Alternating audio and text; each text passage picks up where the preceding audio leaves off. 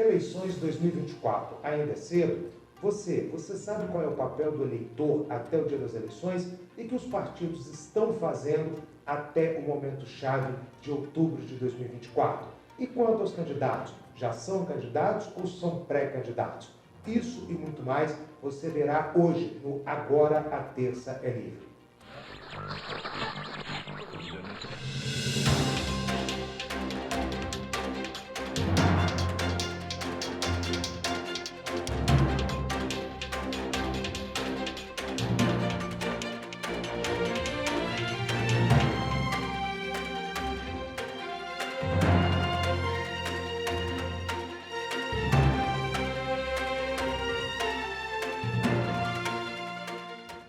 Boa noite, está no ar mais um programa Agora Terça é Livre, sempre às 20 horas nos nossos canais, das nossas redes e sempre lembrando a vocês a necessidade de nos seguirem, de apertarem as notificações para receberem as nossas atualizações e para nós, para mim, Valdir Pucci, é sempre uma honra estar aqui com vocês nesse bate-papo, nessa discussão. E atenção, vocês estão olhando, me vendo aqui, mas estão vendo outro símbolo na nossa televisão. Não está aparecendo aqui o símbolo do Agora a Terça é Livre, e sim do eixo eleitoral. Mas calma, você não errou de programa. Quem nos acompanha, quem está aqui conosco toda terça-feira, vai lembrar que há alguns programas nós anunciamos a realização, a partir de agora, deste novo quadro, que é o eixo eleitoral. O eixo eleitoral ele vai ter um enfoque muito específico.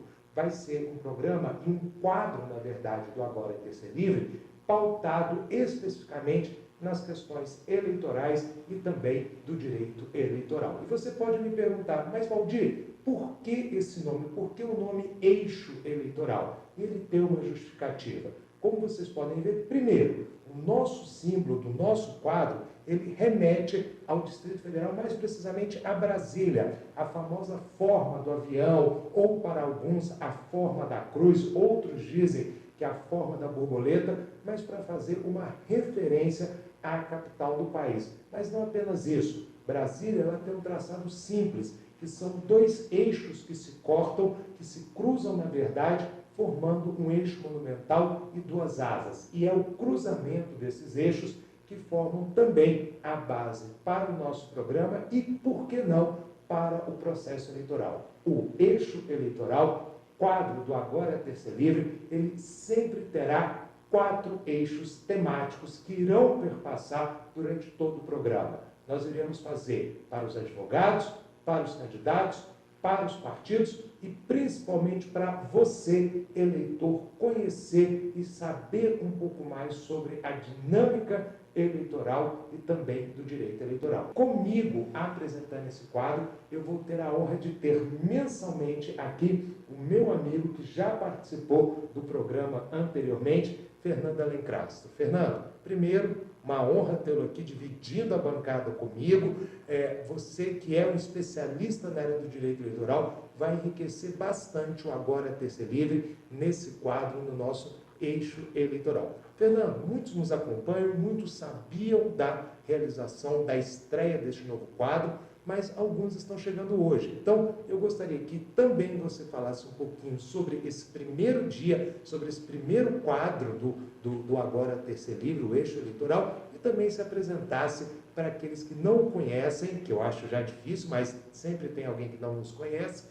Então, que você se apresentasse para depois a gente começar a bater um pouco de papo, conversar um pouco sobre os temas desse programa inaugural.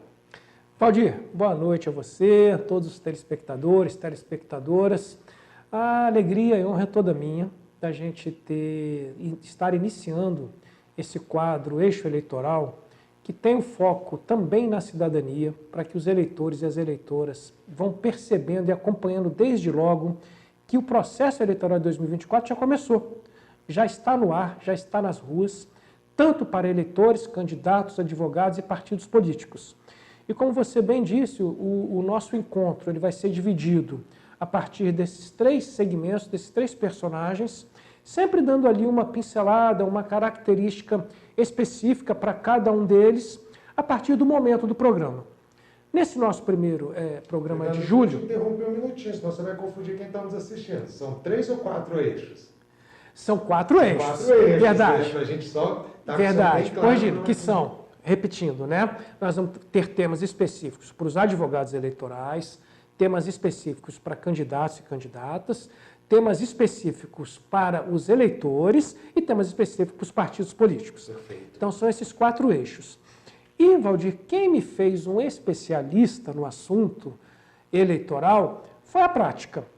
Eu, durante 28 anos, estou há 28 anos como servidor do Tribunal Superior Eleitoral, da Justiça Eleitoral, portanto, passei por muitas eleições e, ao longo dessa minha trajetória funcional, eu tomei gosto pelo assunto, fui me especializando, fui estudando, fazendo cursos. Hoje sou professor de pós-graduação em algumas faculdades do Distrito Federal, com cursos de pós-graduação também na UNB, porque, antes de mais nada, eu me apaixonei pelo tema do direito eleitoral.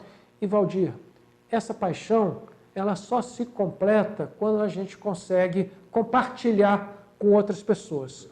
Então, a intenção do eixo eleitoral é a gente, numa linguagem muito acessível, muito simples, eu diria até popular, passar conceitos e situações desses 4 personagens, desses 4 eixos que compõem o nosso quadro Eixo Eleitoral do Agora a Terça Livre, conversando aqui com meu amigo e mestre Valdir Pucci, que também é professor de Direito Eleitoral, de maneira que o nosso tema aqui vai fluir muito naturalmente, um bate-papo entre amigos que pretende levar conhecimento aos espectadores e espectadoras do Agora Terça Livre. Excelente, Fernando. Acho que você resumiu muito bem. É um bate-papo, levar um linguajar, muitas vezes, do juridiquês, que o direito eleitoral, como todo direito, muitas vezes, ele torna-se inacessível ao cidadão por causa do juridiquês, e a nossa ideia é simplificar, mas não simplificar totalmente. Por quê? Porque eu também vou ter um advogado acompanhando o programa, eu vou ter um candidato acompanhando o programa, que pode ter uma formação jurídica, eu vou ter um partido político, um representante de um partido acompanhando o programa. A ideia é que, na verdade, o eixo eleitoral ele seja um programa voltado para todos. Seja simples no seu linguajar, mas rico no seu conhecimento, rico no seu conteúdo, para que todos possam, de fato, entender tudo o que está acontecendo. E aí, Fernando, eu aproveito essa fala para fazer um gancho com você, primeiro gancho de muitos que teremos aqui ao longo dessa noite. A gente tem ouvido falar muito de alguns termos, que são termos que para alguns podem parecer inteligíveis, ou seja, com pouca compreensão. Por exemplo, quando eu falar o termo, todo mundo que está nos assistindo vai entender. Inelegibilidade é um desses termos.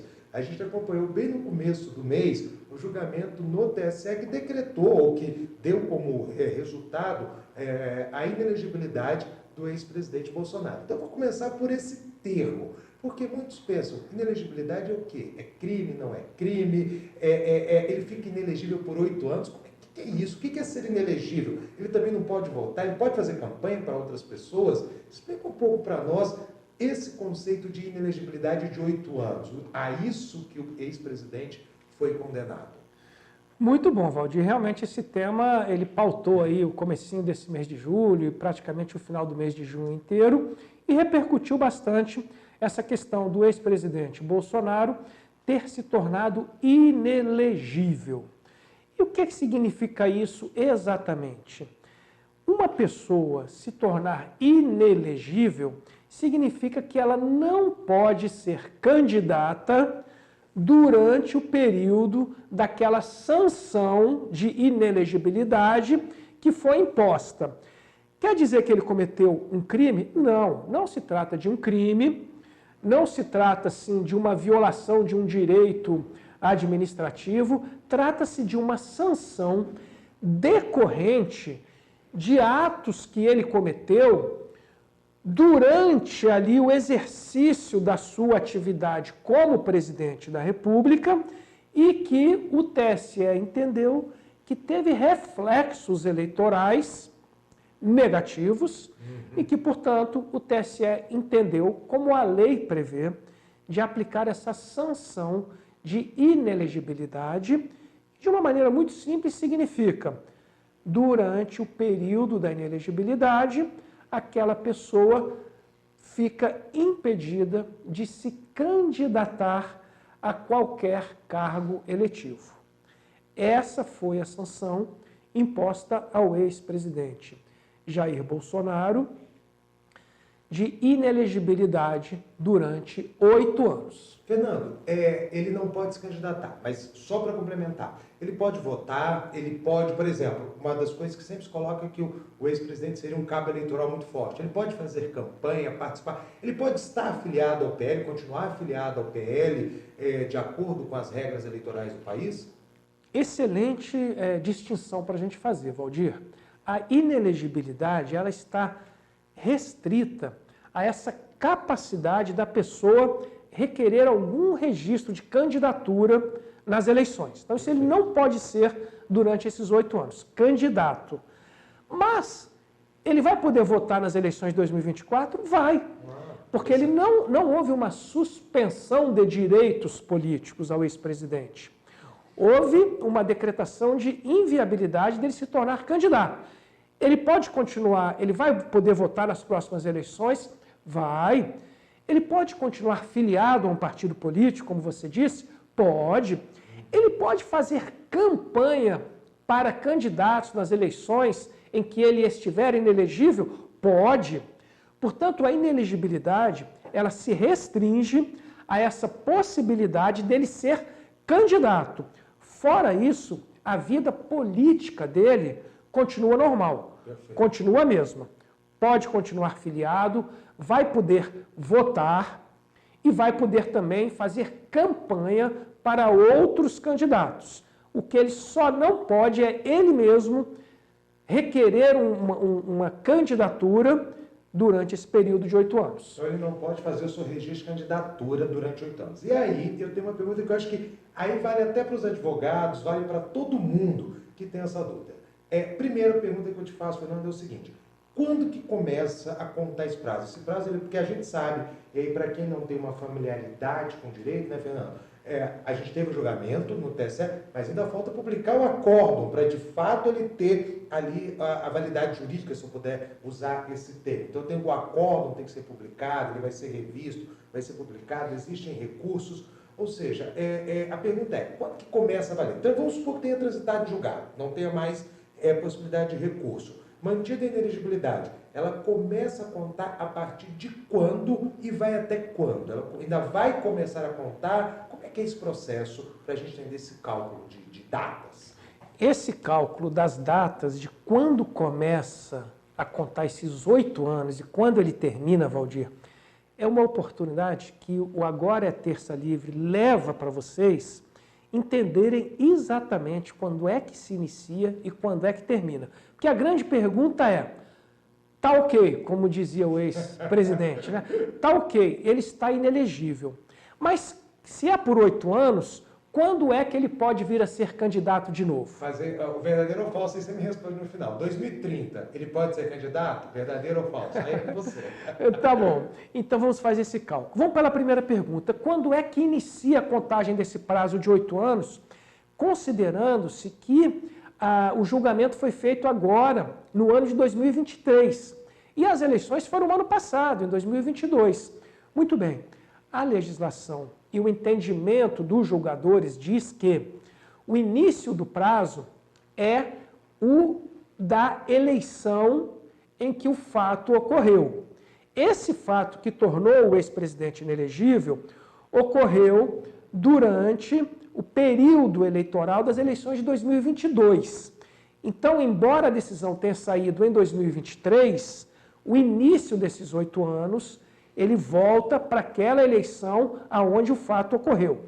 Então, o início desse prazo é a eleição de 2022. E quando da eleição? Na data em que ela foi realizada. Primeiro turno. O primeiro turno, exatamente. Então, o primeiro turno da eleição presidencial de 2022 foi no dia 2 de outubro.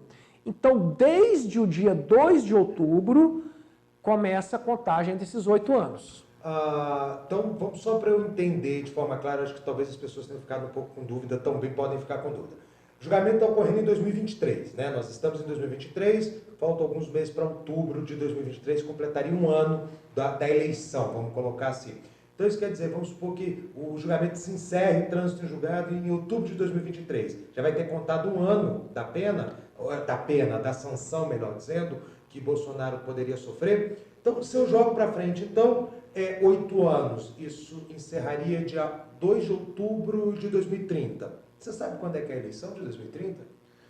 Sei a eleição. Acho que você vai entender a minha pergunta agora para você. A eleição de 2030, ela vai acontecer na mesma data prevista para todas as eleições. E aí eu vou trazer uma dúvida para os seus telespectadores, Valdir.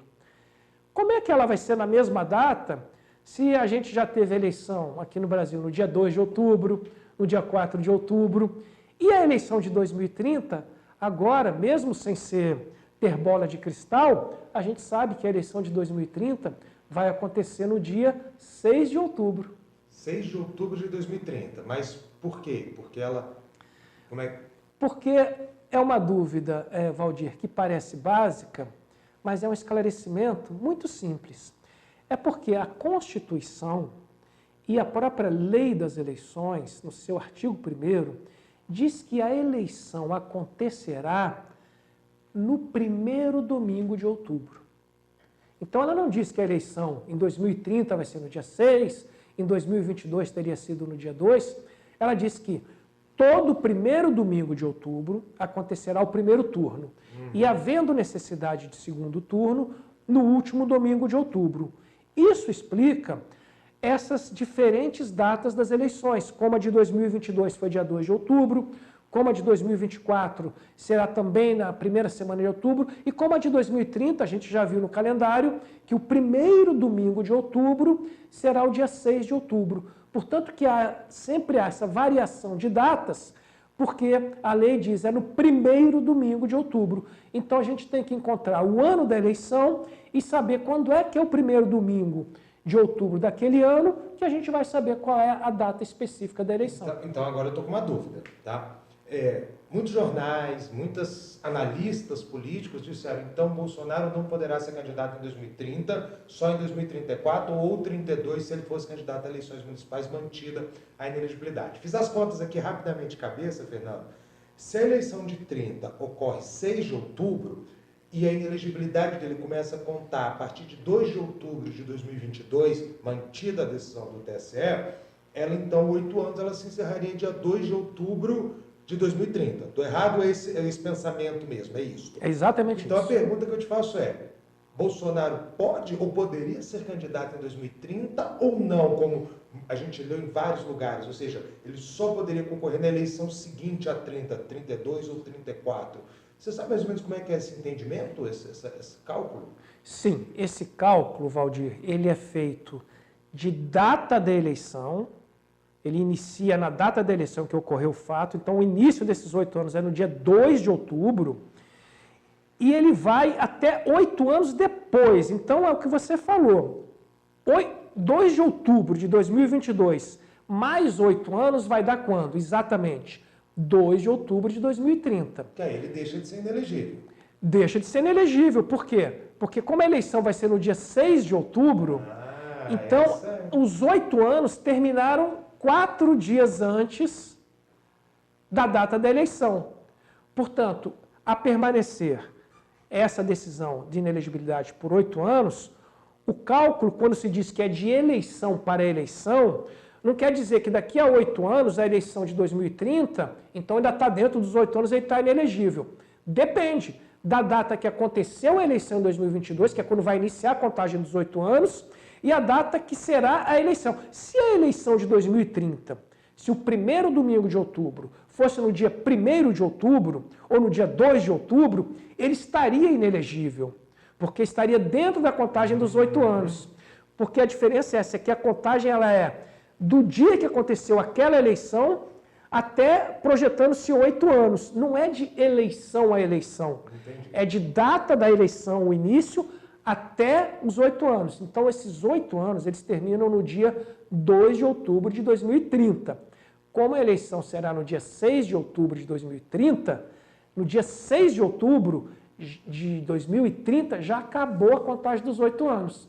Então o ex-presidente Jair Bolsonaro, em 2030, ele será elegível. Fernando, eu quero ver você no eixo eleitoral daqui a 8 anos explicando isso de novo, porque isso vai dar polêmica. Eu tenho certeza que essa discussão daqui a 8 anos Sim, vai realmente suscitar um grande debate se o presidente realmente ficar inelegível, o ex-presidente ficar inelegível e tentar ser candidato em 2030.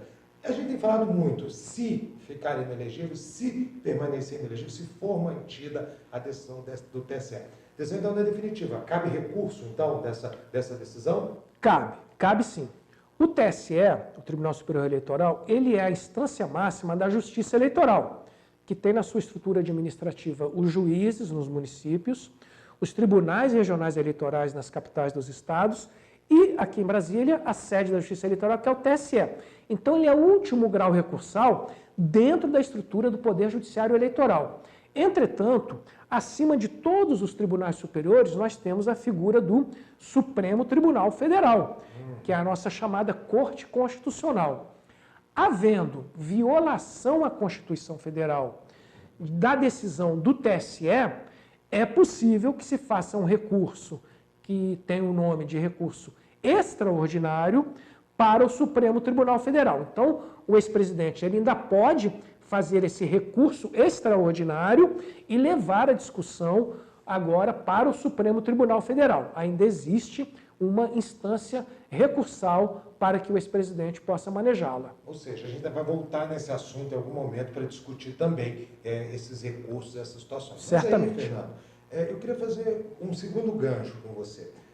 No início da sua fala, eu vou resgatar um pouquinho lá atrás, você me disse o seguinte, ou nos disse, né, para quem está nos assistindo, olha, o presidente se tornou inelegível, não foi com essas palavras, mas próximo a isso, se tornou inelegível por atos praticados durante a campanha, pré-campanha, não me lembro agora a data correta, mas eu queria, para mim isso não é importante, para mim o importante isso é importante sim, só lembrando, os atos que ele praticou que levaram à inelegibilidade foram no período anterior à campanha eleitoral ainda, foi na pré-campanha, isso aí, certeza absoluta, porque isso é o meu gancho para a minha pergunta para você.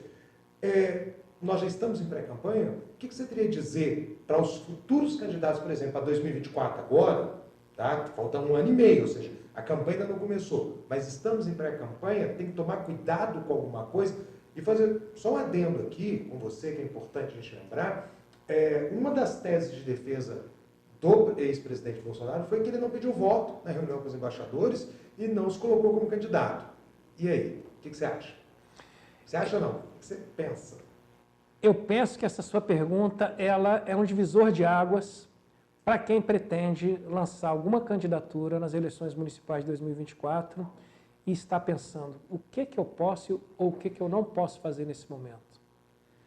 Alguém que esteja pensando, eu já posso fazer campanha eleitoral? E a resposta é não. Campanha eleitoral, ela pela lei só pode se iniciar no dia 16 de agosto do ano da eleição. Portanto, ainda estamos há mais de um ano do início das campanhas eleitorais. Mas, Valdir, você citou duas palavrinhas mágicas que elas são, eu diria assim, talvez uma chave de sucesso para quem já sabe que quer ser candidato em 2024 e quer se mostrar para a população. Como é que ela pode fazer isso? Bem, a própria legislação eleitoral criou esse instituto chamado de pré-campanha. Então, quem pretende lançar uma candidatura, se lançar candidato em 2024, desde já, agora, mês de julho, agosto, que está se iniciando na próxima semana, já pode se lançar como pré-candidato ou pré-candidata a vereador ou prefeito, com algumas restrições, que foi as que o Valdir colocou. Não pode pedir voto, principalmente isso, você não pode pedir voto, mas o que a própria lei assegura numa pré-campanha?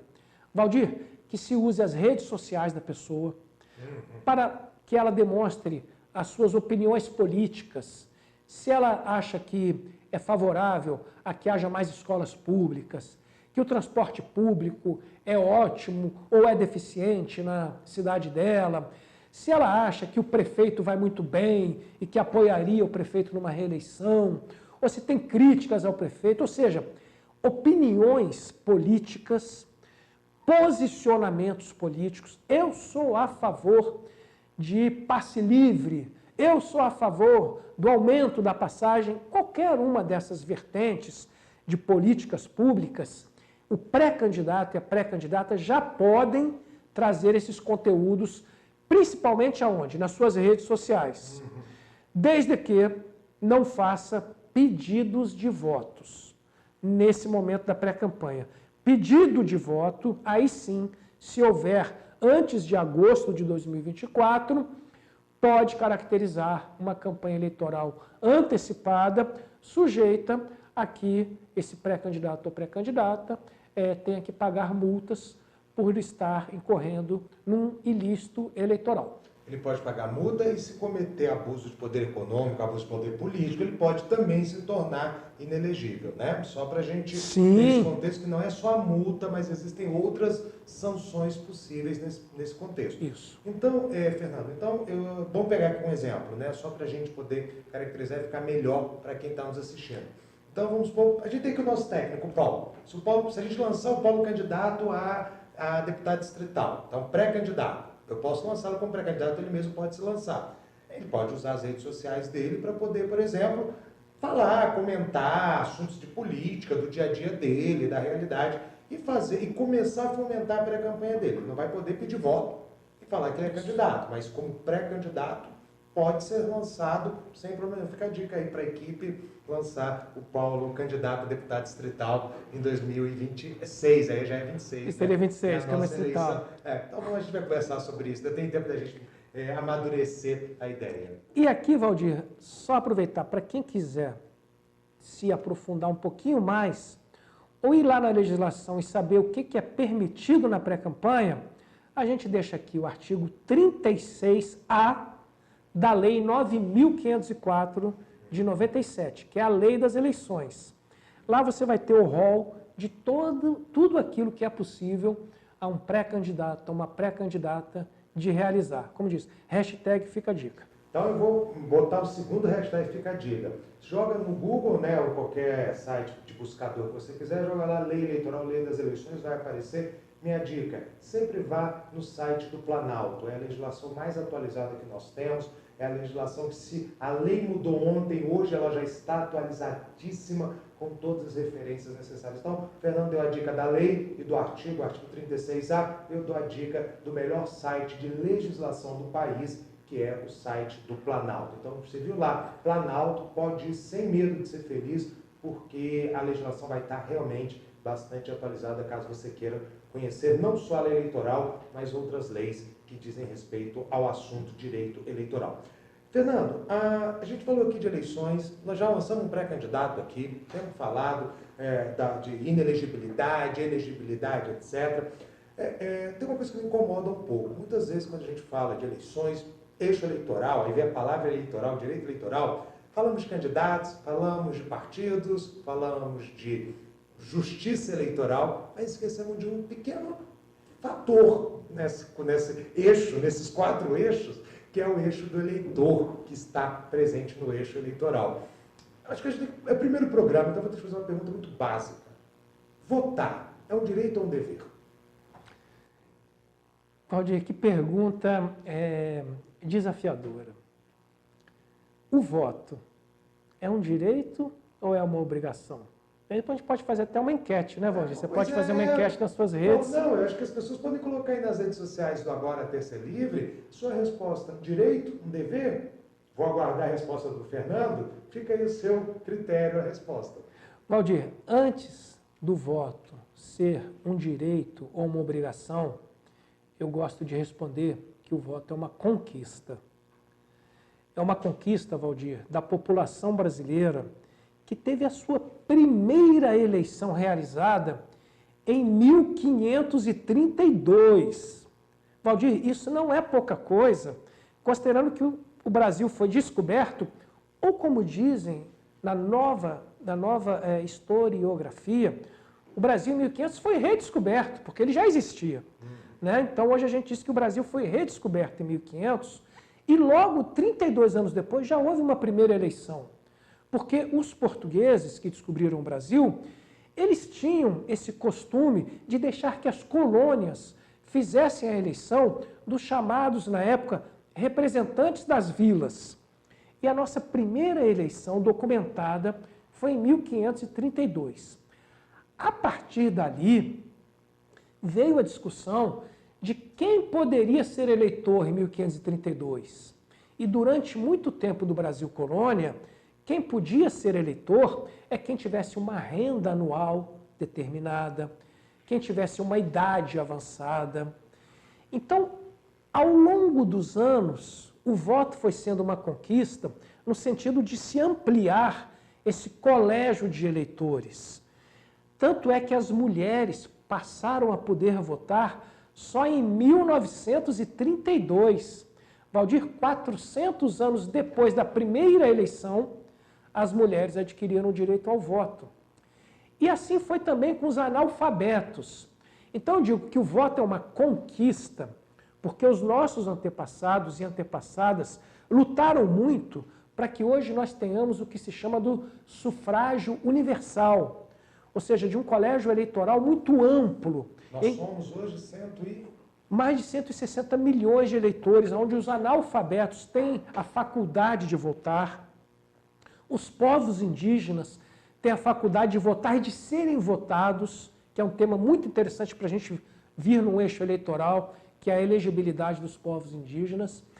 Então, o voto ele é uma conquista, Valdir, que se consolida como um dever, como uma obrigação. O alistamento eleitoral é obrigatório para quem faz 18 anos, facultativo a partir dos 16. Porque sem o alistamento eleitoral, o cidadão e a cidadã deixa de, inclusive, praticar alguns atos da vida civil. Agora, ele é um direito também? É um direito.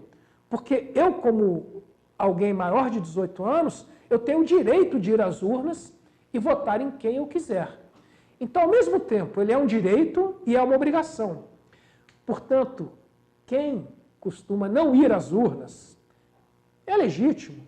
Quem costuma votar em branco ou votar nulo, pense que esse voto, para você ir lá e em 30 segundos votar, ou para você não ir, para que esse exercício do direito seja efetivado, há uma luta aí de 450 anos, porque o voto, antes de ser direito ou obrigação, foi uma conquista, e ele deve ser valorizado. Você entende o voto como um momento de cidadania, de despertar de uma cidadania? Como é que é um exercício máximo da cidadania ou é uma das partes da cidadania? Valdir, eu diria que a cidadania ela pode ser dividida em 3 temas, pelo menos, 3 grandes temas. A cidadania eleitoral, a cidadania política e a cidadania constitucional. Na cidadania eleitoral, o voto ele é a certidão de nascimento. A partir do momento que a gente faz o alistamento e tira o título de eleitor, eu e você, embora jovens adultos, muito obrigado, somos do tempo em que a gente tirava o título e recebia aquele papel, né, o título de eleitor. Hoje, felizmente, a Justiça Eleitoral também acompanhou o avanço tecnológico e quem for tirar o título pela primeira vez, tira o título online, o e-título. Então, o e-título ou o título eleitoral, ele é a certidão de nascimento de uma cidadania eleitoral. Então, você tem toda a razão em trazer para essa nossa conversa esse tema da cidadania, porque ele é muito pertinente e ele permeia tudo isso que nós estamos falando. Tudo isso que nós estamos falando em relação a candidaturas, a realização de eleições, a quem organiza, que é a Justiça Eleitoral, tudo isso está dentro de um guarda-chuva que a gente pode denominar da cidadania eleitoral. E cidadania a gente aprende também, né, Fernando? A cidadania, a gente não nasce cidadão, a gente aprende a ser cidadão, a gente estuda para ser cidadão, a gente tem momentos em que a gente entende que o conhecimento, ele leva uma cidadania cada vez melhor, né? Isso não quer dizer que só pessoas que já estudaram têm uma cidadania, mas que, na verdade, o que eu quero dizer é que a cidadania, ela é aprendida na prática, no exercício dessa cidadania, o ato de votar, mas não só o ato de votar, fiscalizar, o ato de olhar o que está acontecendo na sua volta, o ato de protestar, tudo isso faz parte da cidadania e a gente aprende. Mas a gente, quanto mais souber nossos direitos, mais cidadão pleno a gente se torna para essa situação. Então, por isso que eu fiz questão de fazer esse link com você entre o eleitor, o ato de votar como direito ou dever, mas também um exercício de cidadania, cidadania que se conquista, que se aprende, que se desenvolve, e um cidadão que repete esse ato periodicamente, ele tende a ser cada vez melhor. Não sei se você concorda comigo nesse ponto. Plenamente. Acompanho o relator. Fantástico. Fernando, a gente está acompanhando aí nesse processo pré-campanha, ou pré-eleitoral, né? Apesar de nós já estamos no meio do ano, já é agosto, já é outubro, vai faltar um ano para a eleição, e eu tenho visto uma coisa que tinha sumido, uma coisa que tinha desaparecido no cenário de TV, de rádio, no Brasil como um todo. Propaganda partidária. Era uma coisa que existia antigamente, a gente estava tão habituado a ver propaganda partidária, de repente sumiu. Agora parece que voltou. O que os partidos estão fazendo nesse momento pré-campanha? Como é que você enxerga? E o que é isso? É realmente o retorno de uma propaganda? Já é a campanha eleitoral? Essa questão? Muito bom, muito boa essa pergunta para a gente esclarecer o que as pessoas estão assistindo na televisão de vez em quando, aquelas inserções mínimas, né, de 1 minuto, que é a chamada propaganda partidária. Que só para aqueles que estão vendo, é aquele que aparece, por exemplo, presidente do partido, ele vem lá, partido tal, feliz ao partido, ou então lutamos por isso, o partido luta por isso, aquela propagandazinha que você deve acompanhar ou no rádio ou na televisão, às vezes, no seu dia a dia. Desculpa, Fernanda, é só para quem está nos ouvindo e nos assistindo entender isso, melhor. Muito boa a sua contextualização. Isso que está acontecendo agora chama-se a propaganda partidária, que nada tem a ver com a propaganda eleitoral. A propaganda eleitoral, que ela é específica do período das campanhas, ela começa a partir do dia 16 de agosto do ano das eleições. Diferente da propaganda eleitoral, mas também voltada para as candidaturas, é a pré-campanha. Essa que nós dissemos lá do artigo 36A, que pessoas que querem ser candidatas em 2024 já podem se anunciar como pré-candidatos ou pré-candidatas e praticarem os atos de pré-campanha. E tem esse terceiro instituto chamado propaganda partidária, que aconteceu agora no primeiro semestre de 2023, vai acontecer no segundo semestre de 2023 e no primeiro semestre de 2024, que é a propaganda partidária, que é uma propaganda voltada aos partidos políticos, para que eles possam, Valdir, disseminar, anunciar qual é a linha daquele partido, o que o partido pensa sobre aborto, o que o partido pensa sobre o valor das passagens de ônibus, o que o partido pensa sobre o governo atual, se é a favor, se é contra, e também para que os partidos políticos possam lançar campanhas de filiação e possam também lançar campanhas educativas do chamamento da participação das mulheres na política.